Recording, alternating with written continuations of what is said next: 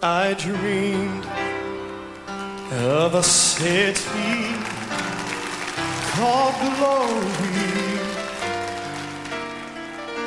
It was so bright and so fair. As I entered the gates, I cried, holy. Oh, the angels, they all met me there. They carried me from mansion to mansion, and oh, the sights that I saw. Then I said, I want to see Jesus, the one who died for all. Then I bowed on my knees and cried, holy, holy. I cried, holy. I clapped my hands and sang, glory, glory to the Son of God. Oh, I sang, glory to the Son of God. And as I entered the gates of that city, my loved ones, they knew me well. Then my grandmama took me down the streets of heaven, through all the scenes. They were too many to tell. I saw Abraham, Jacob, and Isaac, Mark, and Timothy.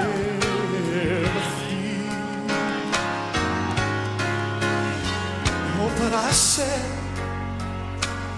that I want to see my Jesus, 'cause he's the one who died for me. Then I bowed on my knees and cried, holy. Oh, I couldn't help it, I had to cry, holy. It was everywhere and I had to cry, holy. Oh, yes, he's holy. When I clap my hands and say, glory. When I clap my hands and say, glory. Yes, I clap my hands and say, glory. Sing glory to the Son of God. Sing glory to the Son of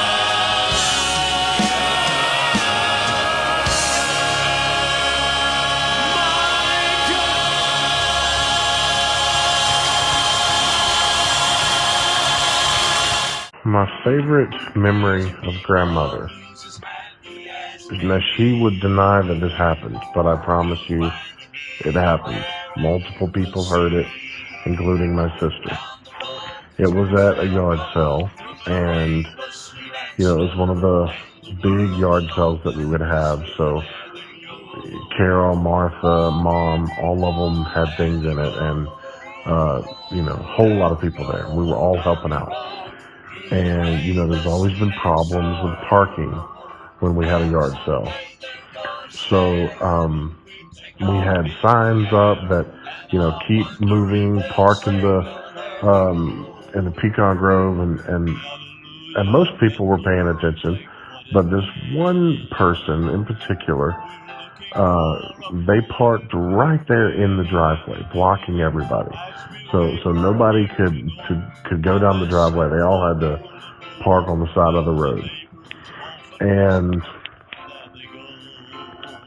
a woman got out of the vehicle who was way too old to be driving.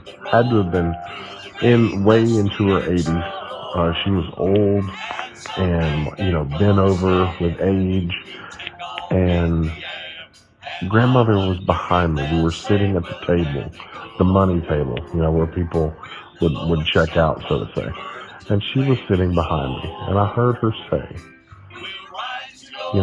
people like that ought to be drug out into the street and shot. I turned around and I said, Grandmother. She said, what? I didn't say anything. My favorite memory of grandmother would be when I was a teenager and I would go to her house every other week and I would clean her house. I would enjoy her company, and I actually enjoyed cleaning, believe it or not, and she would share stories with me, and then I would drive home. But I cherish those memories probably the most because that was just one-on-one time with me and grandmother. My favorite memory of grandmother can't really be summed up in one or two events. It's more of just a lifetime of small, meaningful acts that just always let me know how much she loved me. Like coming in the door after school to smell the food on the stove, and the sight of her sitting in her blue chair doing cross stitch. She taught me how to play Uno and Old Maid. I loved listening to her read The Three Billy Goats Gruff, she read it so much that I had it memorized, but I still wanted her to read it because I loved the way that she did it. She always stocked the little fridge out on her carport with cold grape soda and Mountain Dew so that the grandkids could have something cold to drink when we were outside playing in the summertime. I loved the smell of hot glue when I'd come in and she'd be crafting at the table, and she'd let me come and she taught me how to use a glue gun and how to do crafting for the fall craft fair. And I love the way that she looked at me like I was her favorite. But I can remember one Christmas Eve, I watched her with the family all gathered around her, and Granddaddy was reading the Christmas story.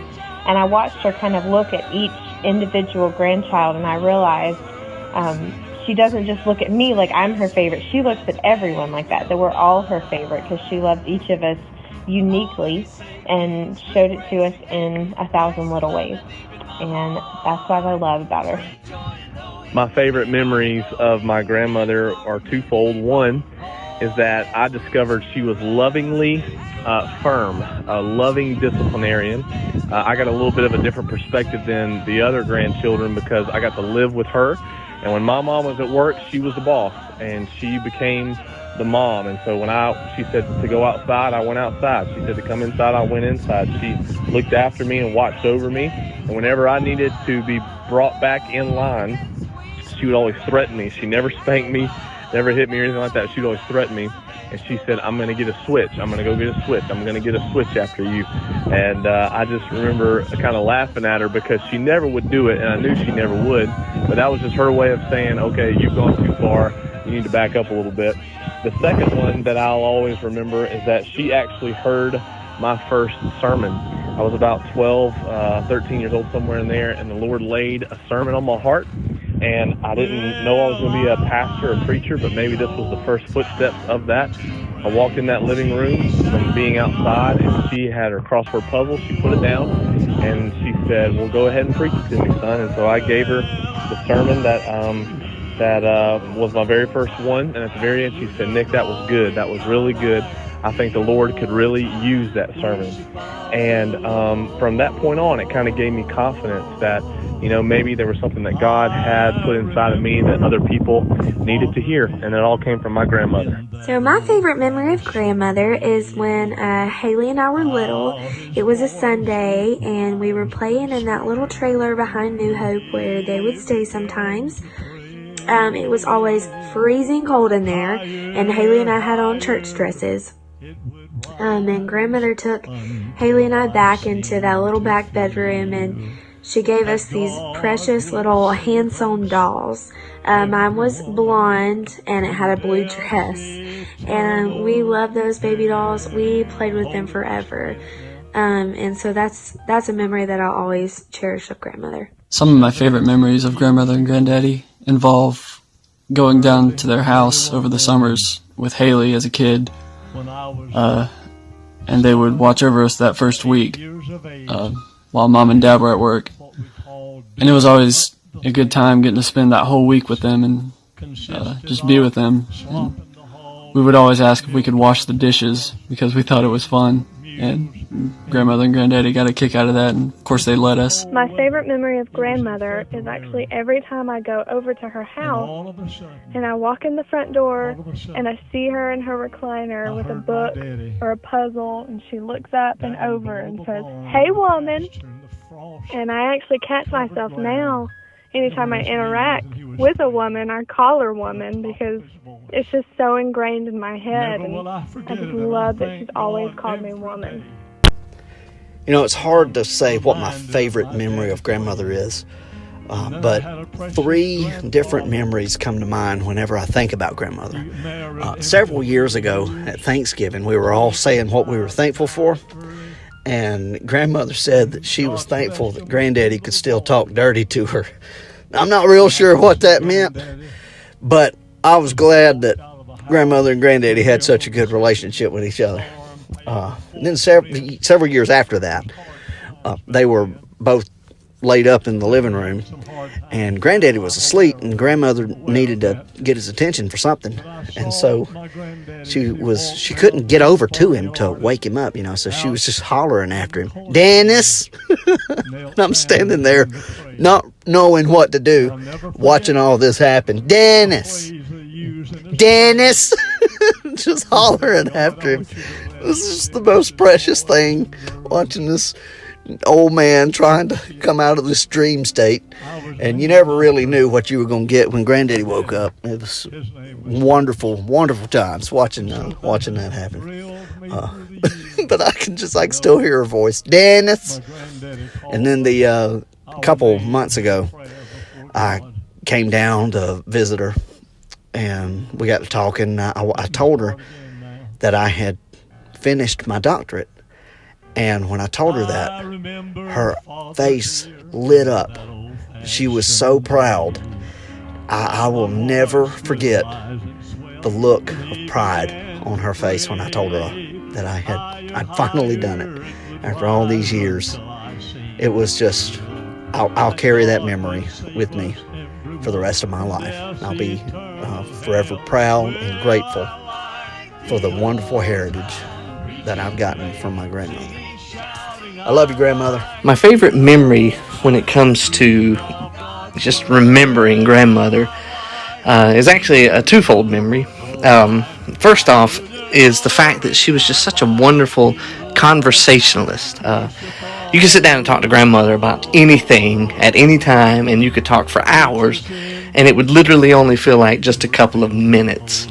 I remember I would take granddaddy out on visits, and we'd come back, and granddaddy would take a nap, and grandmother and I would just sit there and just talk forever. And my goodness, that lady, she could tell a story like nobody else. She could paint such a beautiful picture in your mind. I just would be captivated just sitting there listening to her just tell her stories. And so one day granddaddy happened to wake up, and he called her punkin in front of me. And grandmother gave me this look like, "Don't you dare." And so naturally I had to dare. And so from that day forward until now, and even throughout all eternity, I will forever refer to her as Grandpumpkin, just because of that one little look she gave. And just as a side note, the greatest prank that I think anyone has ever played was the naming of Yonah Mountain, and her telling the story of the cowboys riding in saying Yonah's a mountain, and that's how Yonah got its name. And it wasn't until literally just a couple of years ago that we learned that that wasn't true, that she had made it completely up, and for generations we had believed that Yonah Mountain was called Yonah because of those cowboys saying Yonah's a mountain. Such great memories with grandmother, so much fun, so much laughter and just plain being silly. She just knew how to love us so well.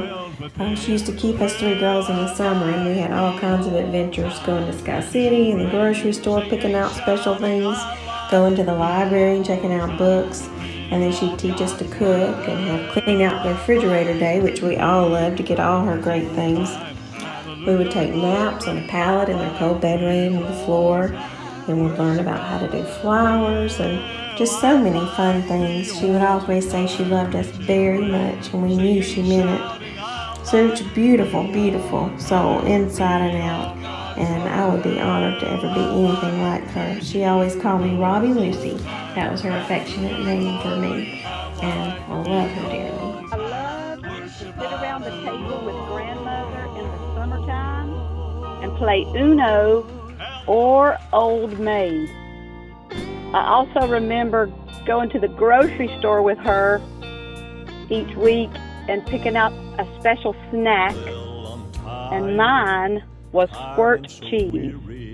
I also remember going to the library with her during the summer and picking out some books, and then being excited to get back and make my pallet in her bedroom with the air conditioner and read my books and take a nap. My grandmother. Well, actually, I call her Granny. You see, when I was a wee little bitty and went to daycare and stood at the fence crying my eyes out, she came and rescued me. And from that day on, she was Granny to me. But just me. Everybody else had to call her Grandmother. But while my sisters were at school, I went everywhere she went. We'd go to the beauty shop. We'd meet my Aunt Carol for lunch, where I danced freely and earned a Frosty for it. She never stopped me. She only supported me. Then we went cross country to see my Aunt Martha Dale. We drove through floods. We stopped for picnics. And we went down to a Mexican flea market where I played in hot peppers and rubbed them in my eyes. Once again, she found somebody to help us, her and Martha Dale, and gave me water and a fan for my eyes. But once again, she rescued me.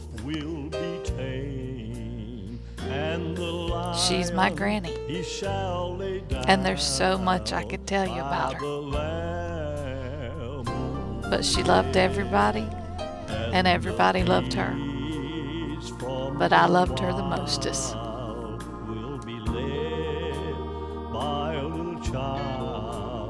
And I'll be changed from this creature that I am. There will be peace in the valley for me someday. There will be peace in the valley for me, Lord, I pray. There'll be no sadness, no sorrow, Lord, no trouble I'll see. There will be peace in the valley for me.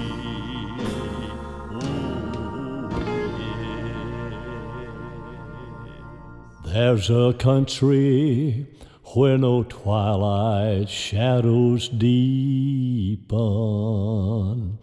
unending day where night will never be, A city where no storm clouds ever gather.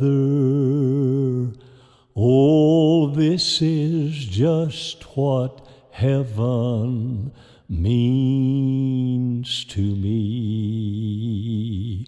What will it be when we get over yonder and join that throng upon the glassy sea? We'll join our loved ones, crown Christ King forever. Oh, this is just what heaven means to me. A place where there are no misunderstandings, and from all enmity and strife we're free. No unkind words to wound the hearts are spoken. Oh, this is just what heaven means to me. Then when at last we see the face of Jesus, before whose image other loves all flee, then when they crown him Lord of all, we'll be there. Oh, this is just what heaven means to me. What will it be when we get over yonder and join that throng upon the glassy sea? We'll join our loved ones, crown Christ King forever. Oh, this is just what heaven means to me. All this and more is what heaven means to me.